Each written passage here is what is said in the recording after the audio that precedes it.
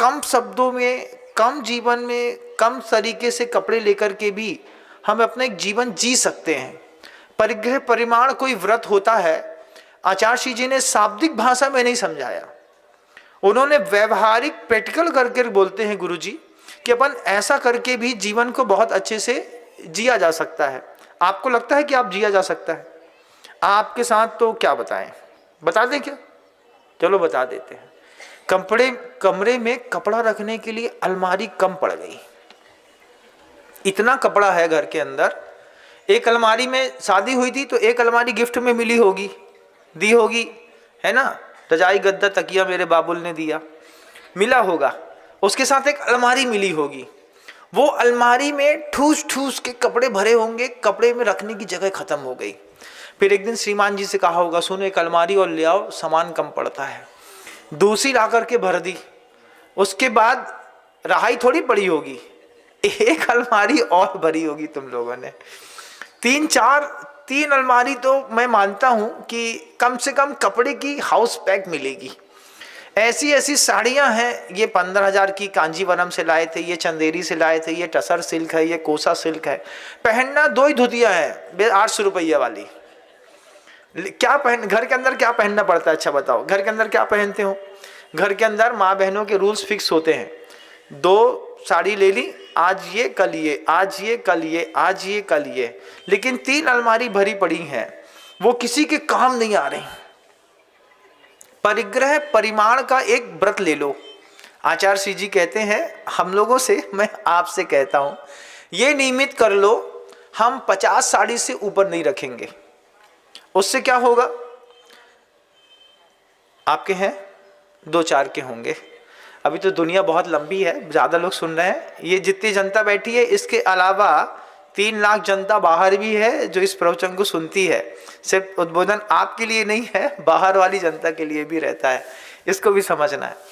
तो गुरुजी कहते हैं 50 जोड़ी साड़ी का नियम ले लो। आप लोगों ले लो 50 कुर्ते पैजामे शर्ट पैंट का नियम ले लो कि 50 जोड़े से ज़्यादा नहीं करेंगे। महाराज जी लेकिन रहा तो जाता नहीं है। वही तो कह रहा हूँ, जैसे ही 51 नंबर की साड़ी खरीदेंगे तो अपनी अलमारी से एक साड़ी उठा करके किसी गरीब को दान दे देंगे।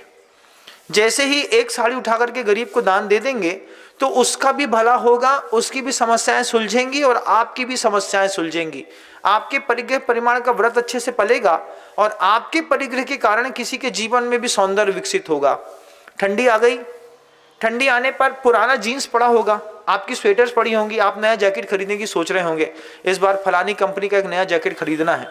उसके पहले निश्चित करो कि पुराना ब्लैंकेट, पुराना जैकेट, पुराने शूज, पुराने सॉक्स अगर हम घर में नया लाएंगे तो एक पुराना हम बाहर जरूर करेंगे। जिस शर्ट को नहीं पहनते, जिस कुर्ते को नहीं पहनते, रोज जाते हो अलमारी खोलते हो, गड्डी में अपनी तुम्हारी शर्टें लगी हुई रखी होंगी, रोज देखते हो लास्ट वाली 2 शर्ट तो कभी पहनी नहीं तुमने, कितने दिन से नहीं पहनी। एक अच्छा काम करना, आज वहां से शर्ट निकालना और रास्ते चलते किसी गरीब को दान दे देना। जो शर्ट से, जिस पैंट से, जिस सामान से, जिस वस्तु से तुम्हारा कुछ सध नहीं रहा है, उससे किसी के जीवन में ऐसी खुशी आएगी। लोगों को, गरीबों को कपड़े पहनने नहीं मिलते और हमारे पास चॉइसेस इतनी रहती हैं।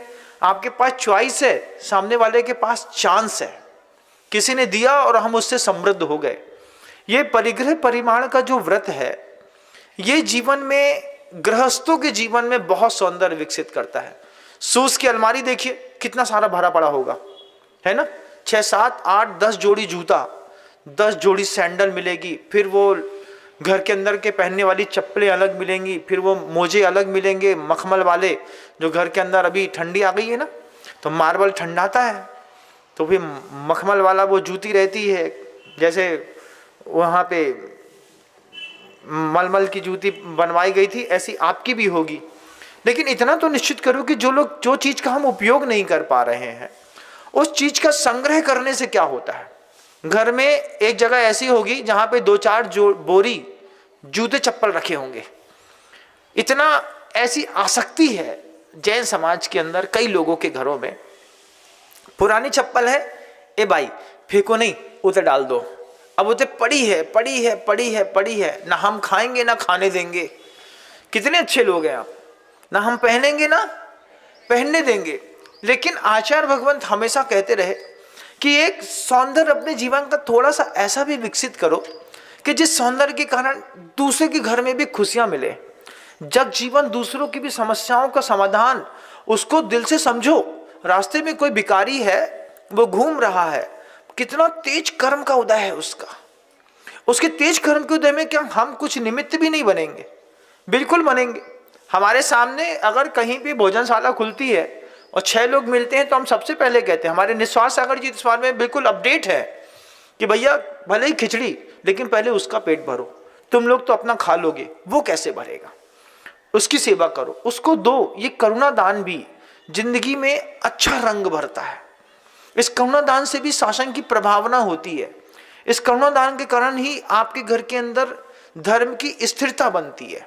आखिर वो लोग करते हैं ना, आखिर आपके धर्म के लोग मदद नहीं करते, लेकिन दूसरे धर्म के लोग जब कहते हैं कि हम आपके पिताजी का इलाज करा देते हैं, तुम एक काम करो, तुम फलाना धर्म स्वीकार कर लो।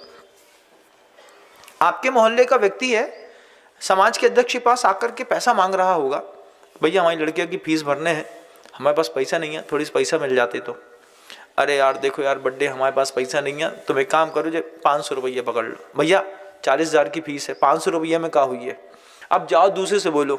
ऐसा बोलते होंगे आप लोग, आप लोगों की ऐसी आदत है। लेकिन सोचो, अगर वही व्यक्ति किसी मुसलमान के घर चला जाए और मुसलमान 40,000 रुपये की फीस भरने का एक साथ सहारा दे दे, बोले हम भर देंगे, 12वीं तक हम पढ़ा देते हैं। अब उस बेटी के दिमाग में क्या बैठेगा? बेटी क्या करेगी? बाद में क्या बोलेगी समाज वालों से, तुम लोगों ने तो कुछ किया नहीं, उसी ने हमको पढ़ाया है, उसी ने हमको कपड़े दिए, हम शादी करेंगे तो उसी घर में करेंगे। दमोह का केस मैंने अपनी आंख से देखा था।